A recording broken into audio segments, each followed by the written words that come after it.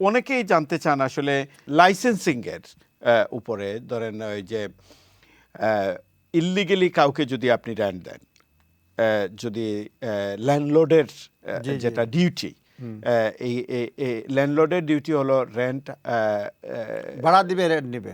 ভাড়া দিবে, রেন্ট দিবে, বাট আপনাকে কিন্তু এমপ্লয়ারের মতো আপনাকে করতে হবে। ল্যান্ডলর্ডের চেক, এই বিষয়টা নিয়ে যদি একটু আলোকপাত এটা করেন। আইন করেছে এক্স্যাক্টলি আমার ইয়েতে ডেটটা আমি বলতে পারতেছি না। এটা যিনি ভাড়া দিবেন, যাকে ভাড়া দিবেন সে এনটাইটেল কিনা, তার লিভ আছে কিনা, হ্যাঁ, সেইগুলির জন্য উনি চেক করবেন। যদি চেক না করেন তাহলে পেনাল্টি গুনতে হবে।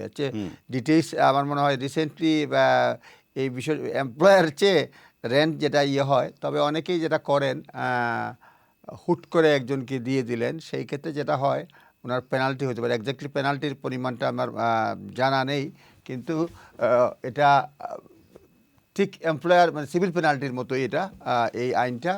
এবং এই আইনের ক্ষেত্রে দেখা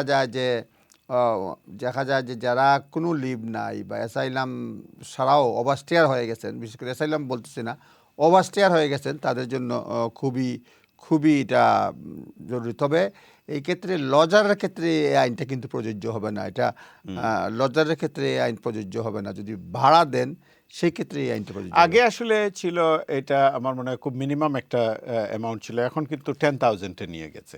বাট এইখানে একটা জিনিস হলো, যদি মনে করেন আমি যদি কোনো এস্টেট এজেন্টকে ভাড়া দেই, মনে এস্টেট এজেন্টের সাথে আমার এজেন্ট হিসাবে কাজ করলো, তাইলে কিন্তু ওই যে এজেন্টের সাথে যে একটা এগ্রিমেন্ট থাকবে, ওই এজেন্ট যদি আপনার সেই এগ্রিমেন্ট অনুযায়ী যদি responsibility lies on the agent, that তাইলে কিন্তু ওই এগ্রিমেন্টে আপনি উল্লেখ করতে হবে এজেন্টকে যে you are the responsible one to let any one to check the immigration.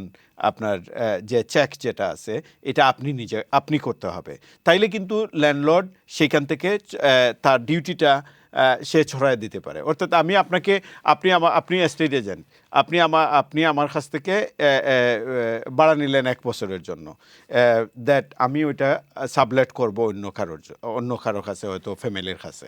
তাইলে আপনার দায়িত্ব হবে ওই যে এগ্রিমেন্টটার মধ্যে যদি থাকে, ক্লোজ থাকে, that this is your duty estate এজেন্টের to rent someone, guaranteed rent অনেকে কিন্তু নেয়, তখন আপনার ডিউটি হলো টু রেন্ট সামওয়ান, আপনি এটা দিতে হবে, তাইলেই শুধুমাত্র যাবে। আর সরাসরি যদি ল্যান্ডলর্ড যদি সাইন করে টেনেন্টের সাথে, তাইলে কিন্তু how to rent guide book আছে অলরেডি আপনার ল্যান্ডলর্ডস। এটা হলো কি এটা সেকশন 20 নোটিশ দিতে হলে এটা দিতে হয়।